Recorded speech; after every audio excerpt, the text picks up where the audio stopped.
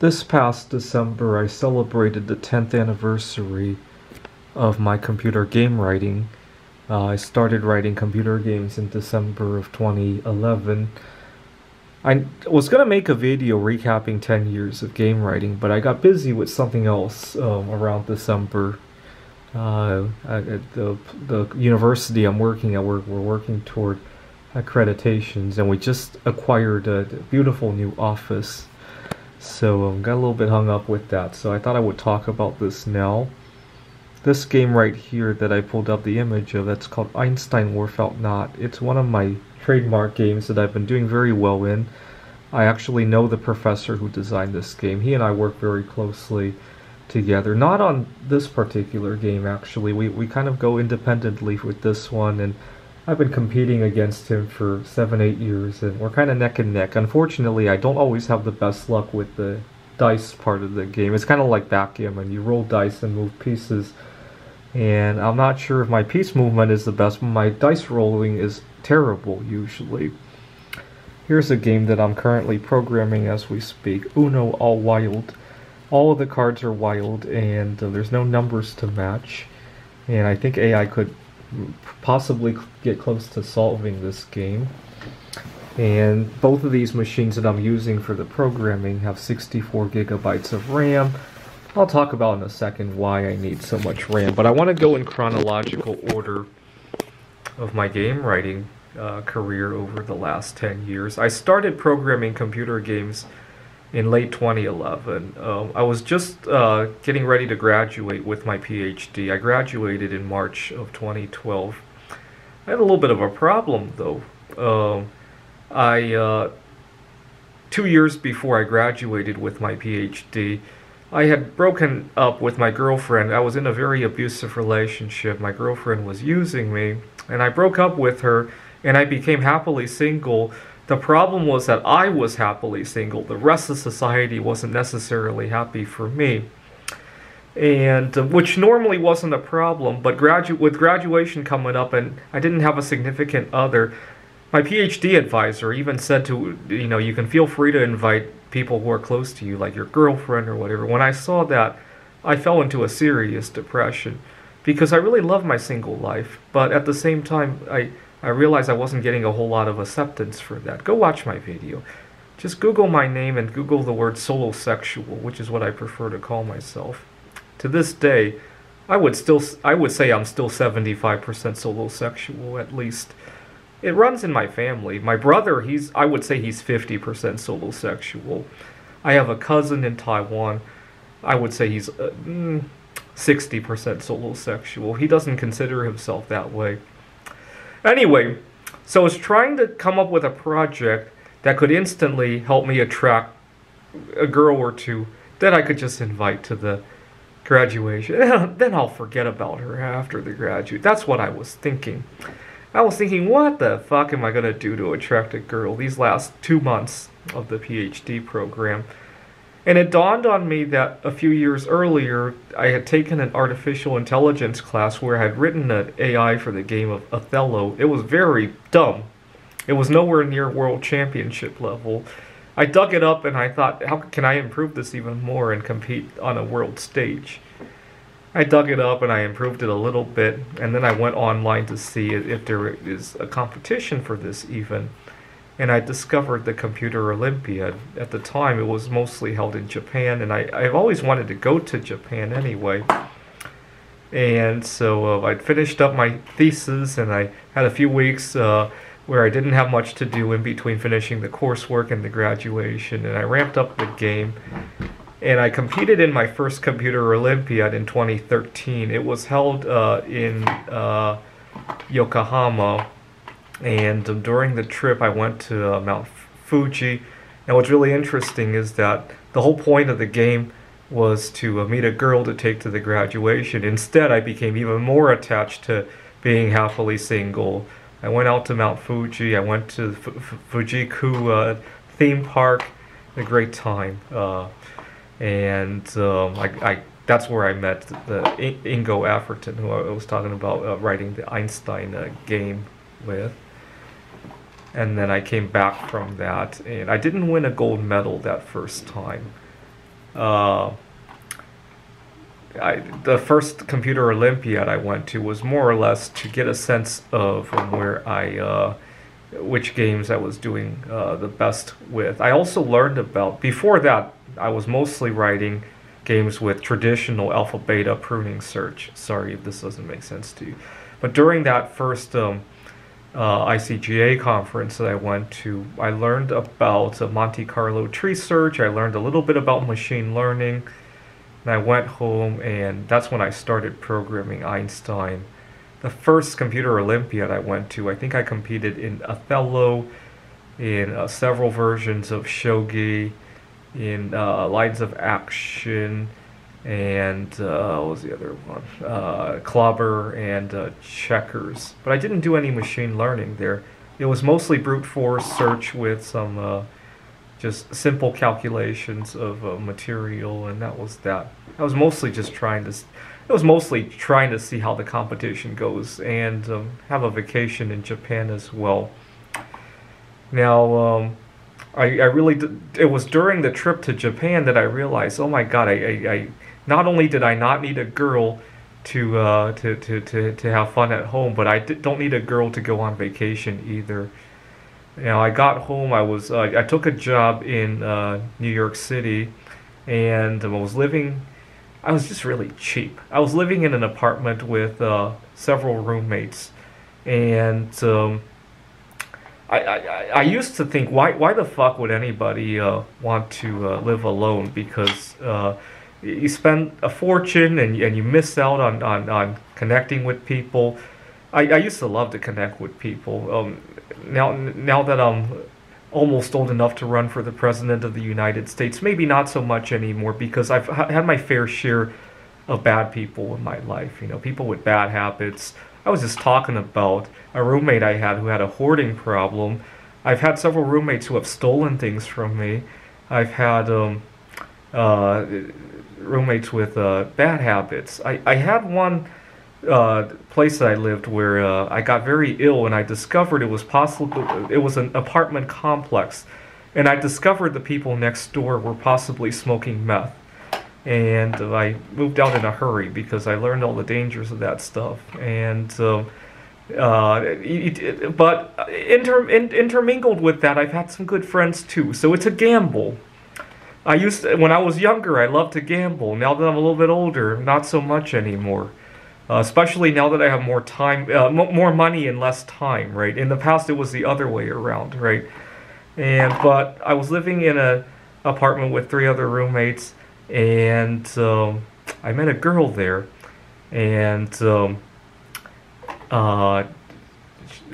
even though I was happily single, she took it away from me. Let's put it that way.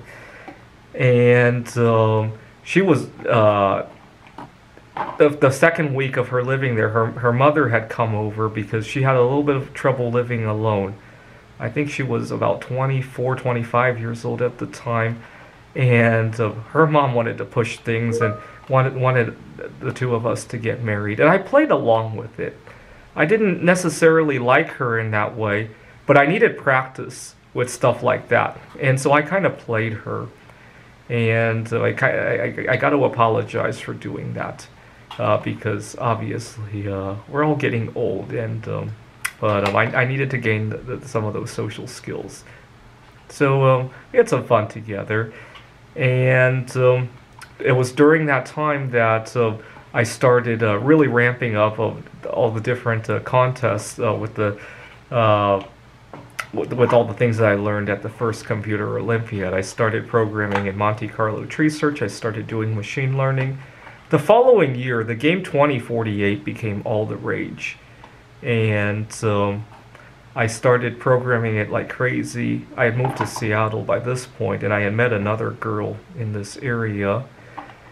Now, the girl that I met here in Seattle, we had a falling out because I was so busy programming 2048 that she thought I was cheating on her. I was sometimes she lived with her parents. She's several years my junior. She was living with her parents at the time, and we would agree to meet each other at 8 o'clock, and I wouldn't show up to her parents' home until 10 o'clock because I was so hung up on writing 2048, I lost track of the time. and her first question was like, "Who did you go see?" And she pulled out my Facebook. Was it this girl? Was it that girl? She was ridiculous. I was so upset after a few times of dealing with her on that I stormed out of, well, actually she pulled up the page with all the girls on my Facebook page, and I pointed to the 2048 game, not the one that I wrote, but the app for 2040. I said, I've been programming that. That's the girl that I've been with. She didn't want to listen to that. She thought that was the silliest joke she had ever heard. After a few times of dealing with that, one day I stormed out of her home. I wanted to go sightsee a little bit before driving home. I was so lost in thought. And I got lost, and I drove to Ellensburg instead of back home to Redmond. And when I got there, beautiful night skies. Ellensburg is very dark. This is March of 2016 we're talking about. Jupiter and Saturn were a good, I want to say, 67 degrees apart 60 to 70 degrees apart in the sky. I knew they were going to come into conjunction in 2020, and I remember thinking it'd be so beautiful to come here to see. That's when I really got inspired with a lot of other things in my life. So in 2016, I went to the Computer Olympiad. It was held in Amsterdam, and I won my first gold medal. The first gold medal I ever won was in the game of Surakarta. I also won a gold medal in several other games that year, but Surakarta sticks out because it's the first one that I got in my hand. And when I got the gold medal, it was almost like somebody handed me a piece of gold about the size of that medal, because of it. After all that heartache and relationship breakups and sometimes I'm risking my life and not getting enough sleep, gaining a lot of weight because I was not eating well when I was writing all those games. When I finally got that gold medal in my hand, it was a big sense of relief. Now, later that year, I went to, after the conference, I took a train from Amsterdam to Gdańsk, Poland. Well, no, I stopped in Warsaw first to see an old friend of mine. While I was in Warsaw, I went to see Mary Curie's statue, and I put my hand on her leg and asked her to transfer some knowledge to me. And when I did that, I got an inspiration for a machine learning algorithm. And I named the algorithm after Mary Curie. And the other reason I named the algorithm after her was because I spent some time, later that year, I spent some time in California. And obviously, California is much bigger with nuclear power, right? Here in Washington, when I plug my computer in, a lot of that is from the wind turbines in Ellensburg. Over in California, I'm actually getting some of that energy from nuclear power, and so it's kind of appropriate to name the games that the machine was learning after Mary Curie, right? And not to mention that Mary Curie transferred some of her knowledge to me. It was also her 150th birthday, so the game, it was a three-dimensional tic-tac-toe that I used that machine learning algorithm with. I have funny names for my games. I'll give you another one later. I'm going in chronological order. And then I get home, and I'm competing in a chess club, and I meet another girl, also many years my junior, and I fall into the most serious, I wouldn't say depression, but sadness in my life, because I thought that was it. She and I really got along, and we were seriously considering getting married. And so for a little bit over a year, I was sad out of my mind. I don't want to use the word depressed. I just thought this was a big change in my life, and I wasn't ready, I wasn't sure, but at the same time, I knew if I passed on the girl, that same opportunity may not present itself again. And I kept wavering on the decision. And, during the time when I was working on my PhD and I had the trouble with the girl that I broke up with because she was using me, I asked God for one favor. I told God, if you ever see me in the wrong relationship, do something to intervene. As silly as, even if you have to make me look silly and her to leave, or do something crazy and, cause a scene at our date, just do something. Well, 10 years later, I got that wish because God made us separate 6 feet apart.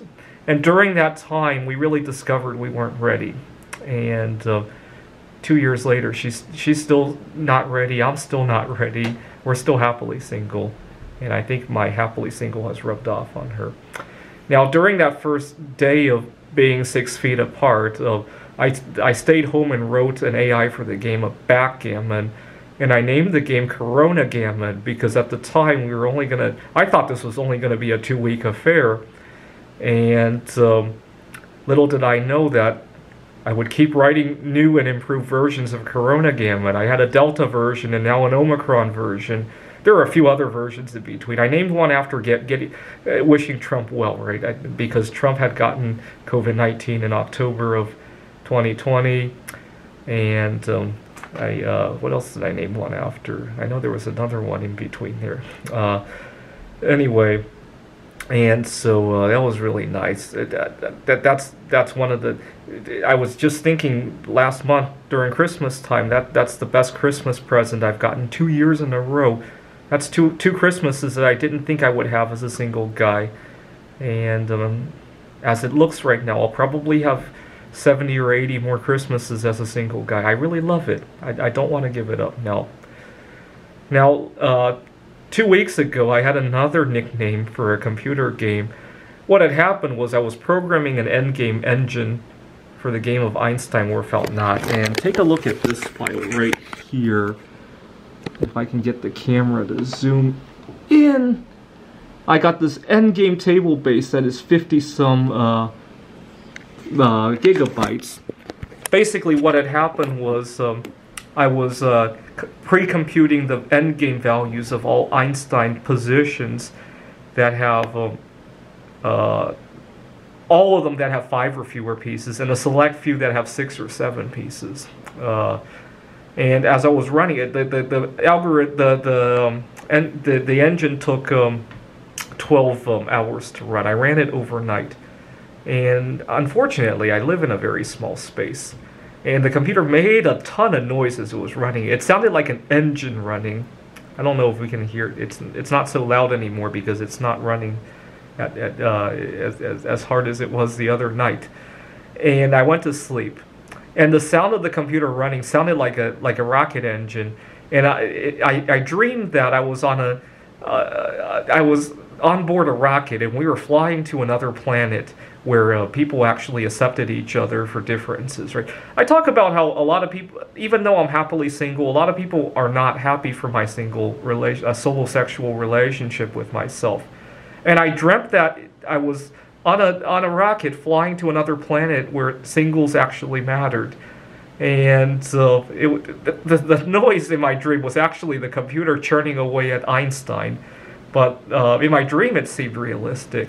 And so now I nicknamed the game Einstein Interstellar because obviously we use a lot of Einstein's relativity when we fly interstellar, and the fact that I had a dream about the computer going interstellar to calculate Einstein, right?